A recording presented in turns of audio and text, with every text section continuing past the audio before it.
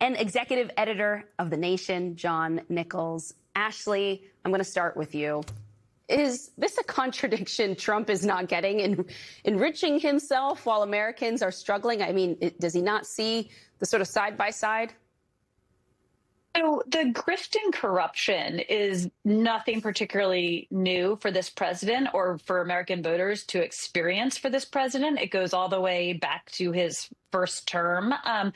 But what is different is voters right now, including some who were part of that broad and impressive coalition that got him back into the White House in 2024, they are less willing to give him grace on things like this because of those very reasons you cited in your intro, that they know how much gas costs, they know how much money they have in their checking accounts at the end of the month or how much they don't have.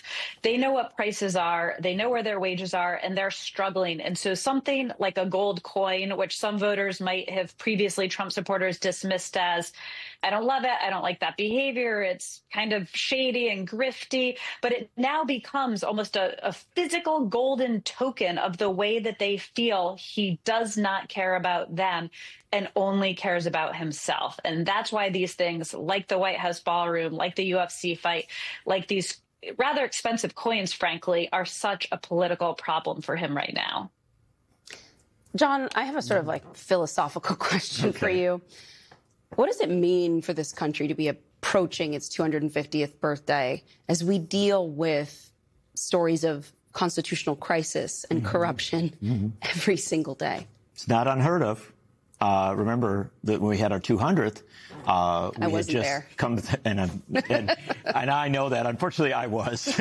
And when we had our 200th, we had just come out of Watergate. We had a messy end to the Vietnam War. We had oil crises and economic challenges that were roiling through the country.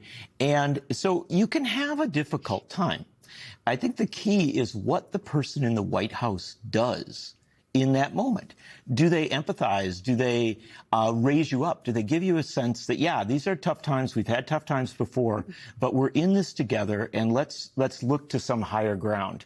I can recall the evidence of Gerald Ford, who was president at the 200th. And Gerald Ford amazingly enough, he didn't do a UFC match. What he did was he traveled around the country. He went to Philadelphia, to Valley Forge, to New York. He read sections from the Constitution, the Declaration of Independence to huge